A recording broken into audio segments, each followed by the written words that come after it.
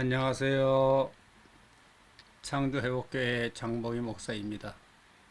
오늘 할 주제는 입에서 나오는 것입니다. 성경 말씀은 마태복음 15장 1절에서 20절을 봉독하겠습니다. 예루살렘으로부터 예수께 나와 이르되 당신의 제자들이 어찌하여 장로들의 전통을 범하나이까? 떡 먹을 때 손을 씻지 아니하나이다. 대답하여 이르시되 너희는 어찌하여 너희의 전통으로 하나님의 계명을 범하느냐? 하나님이 이르셨을 때 내 부모를 공경하라 하시고 또 아버지나 어머니를 비방하는 자는 반드시 죽임을 당하리라 하셨거늘 너희는 이르되 누구든지 아버지에게나 어머니에게 말하기를 내가 드려 유익하게 할 것이 하나님께 드림이 되었다고 하기만 하면은 그 부모를 공경할 것이 없다 하여 너희의 전통으로 하나님의 말씀을 피하는도다. 외식하는 자들아, 이사야가 너에게 관하여 잘 예언하였도다. 일러스되 이 백성이 입술로는 나를 공경하되 마음은 내게서 멀도다. 사람의 계명으로 교훈을 삼아 가르치니 나를 헛되이 경배하는도다 하였느니라 하시고 무리를 불러 이르시되 듣고 깨달으라. 입으로 들어가는 것이 사람을 더럽게 하는 것이 아니라 입에서 나오는 그것이 사람을 더럽게 하는 것이니라. 이에 제자들이 나와 이르되 바리새인들이 이 말씀을 듣고 걸림이 된 줄 아시나이까? 예수께서 대답하여 이르시되 심은 것마다 내 아버지 하나님께서 심으시지 않은 것을 뽑힐 것이니 그냥 둬라. 그들은 맹인이 되어 맹인을 인도하는 자로다. 만일 맹인이 맹인을 인도하면 둘이 다 구덩이에 빠지리라 하시니 베드로가 대답하여 이르되 이 비유를 우리에게 설명하여 주옵소서. 예수께서 이르시되 너희도 아직까지 깨달음이 없느냐? 입으로 들어가는 모든 것은 배로 들어가서 뒤로 내어버리는 줄 알지 못하느냐? 입에서 나오는 것들은 마음에서 나오나니 이것이야말로 사람을 더럽게 하느니라. 마음에서 나오는 것은 악한 생각과 살인과 간음과 음란과 도둑질과 거짓 증언과 비방이니 이런 것들이 사람을 더럽게 하는 것이요 씻지 않은 손으로 먹은 것은 사람을 더럽게 하지 못하느니라. 장으로 본 성경맥은 15장이니까 1+5는 6, 즉 육체 속에 있는 마음에서 나오는 것은 악한 생각과 살인과 간음과 음란과 도둑질과 거짓 증언과 비방이니 여기에 해당이 됩니다. 두 번째 1에서 5 차이는 4죠. 아버지나 어머니를 비방하는 자는 반드시 죽임을 당하리라. 죽임을 당하리라. 그때의 바리새인과 서기관들이 옛날 유대인들은 식사 전에 손을 씻는 풍습을 가지고 있었습니다. 이것은 좋은 풍습이죠. 그런데 음식을 먹기 전에 반드시 손을 씻고 먹는다는 전통은 성경에 나온 이야기는 아닙니다. 이것은 장로들의 이야기입니다. 그대 조상들로부터 내려온 풍습이죠. 그런데 예수의 제자들은 이 일을 잘 지키지 않았던 모양입니다. 여기서 보면 예루살렘에서 갈릴리까지 대략 하루 반에서 이틀 정도 걸리는 거리를 그 먼 거리를 바리새 교인과 서기관들이 내려와서 예수께 따지는 것입니다. 왜 손을 씻지 않고 음식을 먹는가? 왜 장로들의 교훈을 지키지 않는가? 하며 힐난하는 것입니다. 예수는 아마 이때 이들의 의도를 알았던 모양입니다. 손을 씻지 않고 음식을 먹는 것이 큰일이어서가 아니라 예수에 대해 사사건건 문제를 삼으려는 것이었습니다. 다시 말하면 예수가 하는 일, 언행 모든 것이 그때 이스라엘 정서상으로 종교상으로 납득할 수 없는 것이었습니다. 무식한 대중이나 하층 계급 사람들은 별 문제가 아니었지만은 이스라엘 종교의 지도층이 볼 때는 문제가 되었고 그래서 무슨 일이든지 예수가 한 일에 대해서는 시비를 걸었습니다. 예를 들면 예수가 오병이어로 5,000명을 먹인 사건도 유대인들에게는 대단히 좋지 않은 충격으로 닿았습니다. 그 일도 예수가 십자가에 달려 죽는 것이 재촉하는 하나의 계기였습니다. 즉 바리새 교인이나 서기관들이 볼 때에 예수가 하신 일이나 그의 가르침이나 또 그의 행동이 구약 성서에 위배되는 것이었습니다. 그런 거로 사사건건 예수가 하신 일에 대하여 좋지 않게 보았습니다. 단지 하층 계급의 시민이나 그때 500여를 먹은 사람은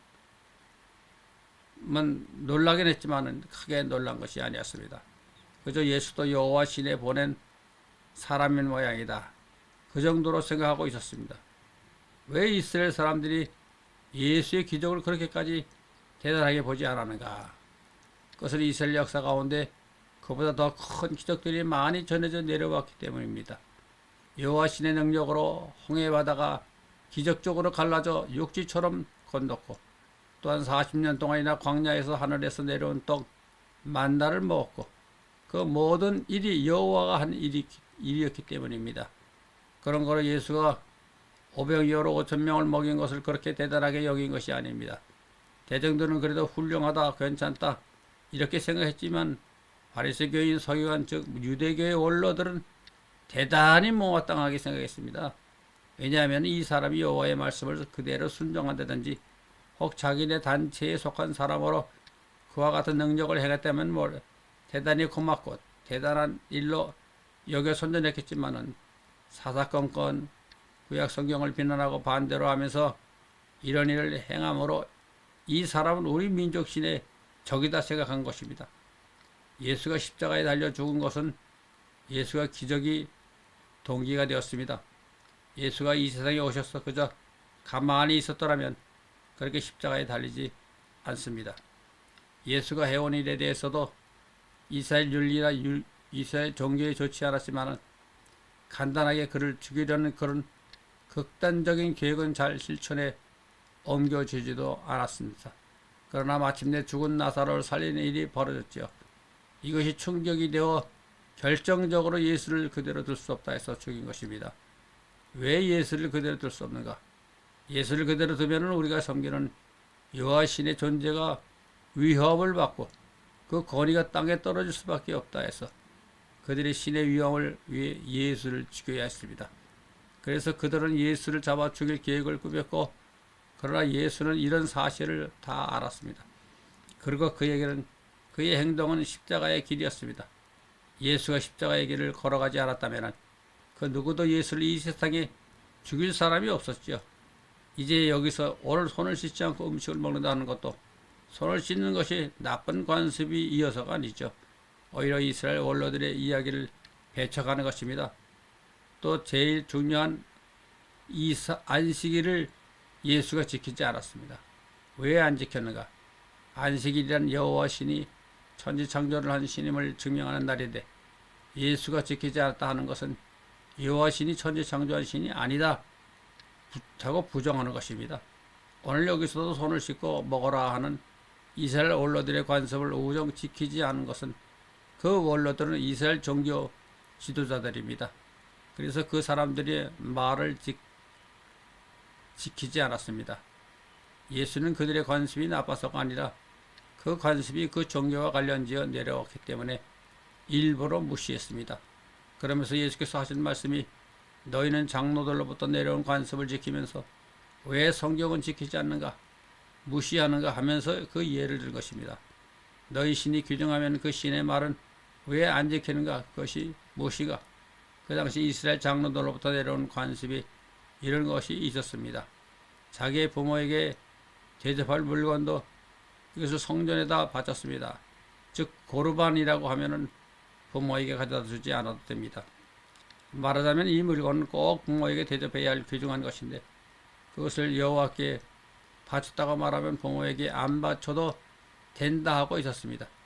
그것은 왜 그런가? 부모보다 여호와가 더 높기 때문입니다.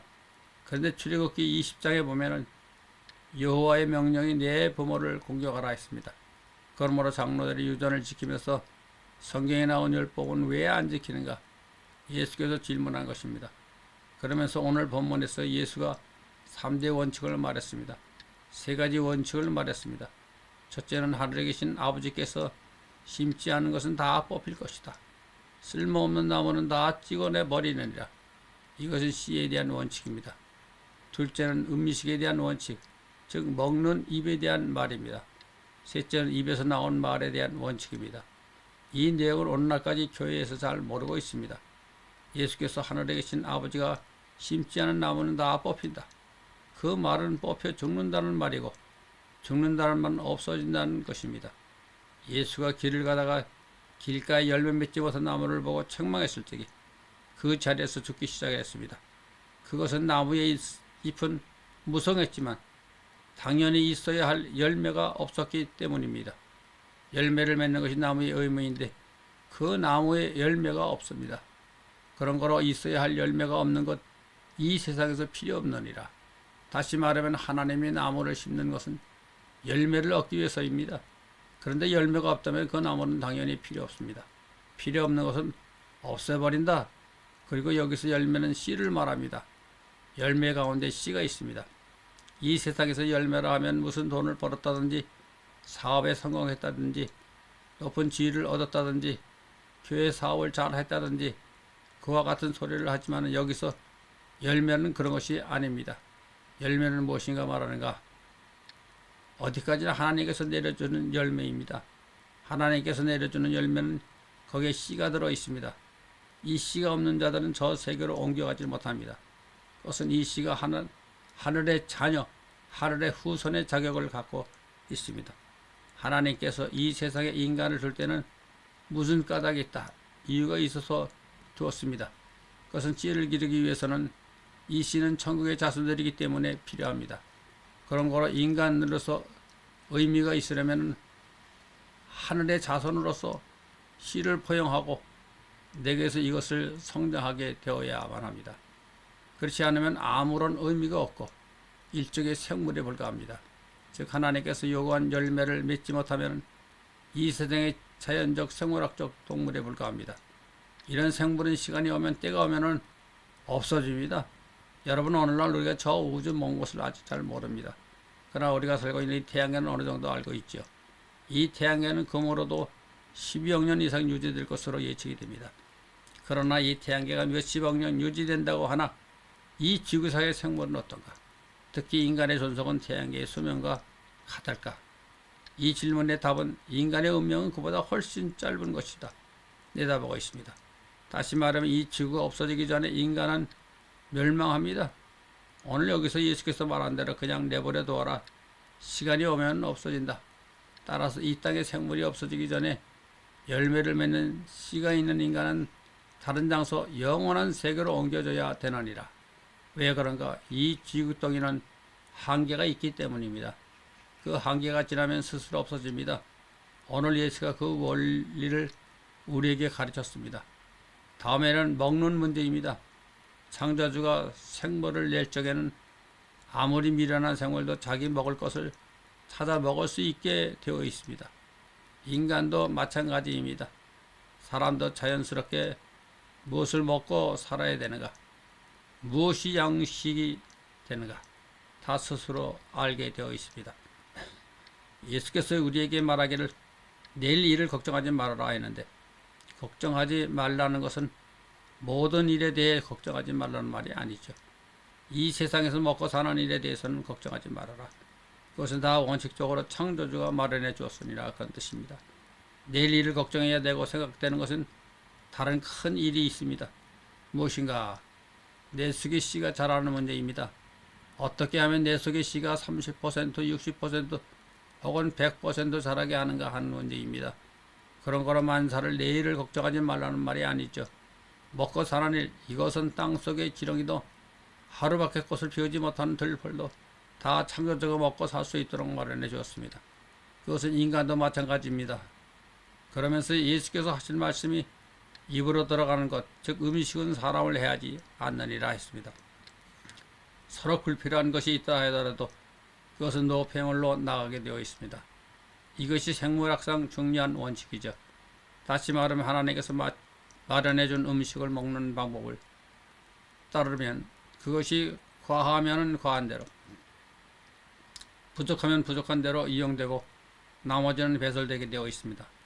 여기서 입으로 들어가는 것은 사람을 해하지 않는다 했는데, 이 사람이란 말이 히브리 말로 아사, 그런데 이 아사는 남을 뜻합니다.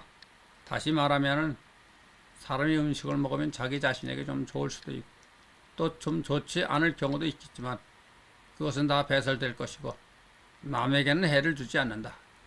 세상에는 해를 주지 않는다. 그런 말입니다. 자기가 조금 많이 먹으면 배가 아프고 할런지 모르지만은 다른 사람에게는 해를 주지 않습니다. 내 입으로 들어가는 것은 나를 유익하게 할 뿐 아니라 서로 조금 나쁘다 하더라도 그것은 자연현상으로 배설되게 되어 있습니다. 그렇지만 남을 해롭게는 안 합니다. 그러나 세 번째는 내 입에서 나온 것이 사람을 해칠 수 있다 했는데 이것도 남을 해칠 수 있다는 말입니다. 이 입에서 나오는 말, 이 입을 통해 떠드는 소리는 잘못하면 남을 죽일 수도 있고 남에게 피해를 줄 수도 있습니다. 예를 들면 어떤 권력을 가진 한 사람이 말을 잘못하면 그것으로 그 백성도 망하게 할 수 있고 나라도 망하게 될 수가 있습니다. 따라서 말을 함부로 짓거리면 안 됩니다. 말이 사람을 죽이고 살리고 사람에게 해를 줄 수 있습니다. 입으로 들어가는 것은 남을 해롭게 못하지만 입에서 나오는 것이 남을 해롭게 합니다. 말은 남에게 전하기 위해서 존재합니다. 그런 거로 말은 남을 위해 써야 합니다. 사람에게는 두 가지 종류가 있습니다. 하나는 바른 것을 추구하는 사람이고 다음에는 이익을 추구하는 사람입니다. 인간이 이 두 가지로 나눌 수가 있습니다. 진리에 합당한 바른 것을 추구하는 사람, 이익을 추구하는 사람, 이것이 지식이나 능력이나 이런 것과는 상관이 없습니다. 그런데 이익을 추구하는 사람은 씨가 안 자랍니다. 바른 것을 추구하는 사람만이 예수가 뿌려준 씨가 자랍니다. 다시 말하면 이익을 추구하는 자는 저 세계에 필요 없다. 오늘 예수께서 말한 대로 시간이 오면은 이익을 추구하는 자들은 없어집니다. 소멸됩니다. 바른 것을 추구하는 사람만이 예수가 뿌려준 씨가 자랍니다. 아멘.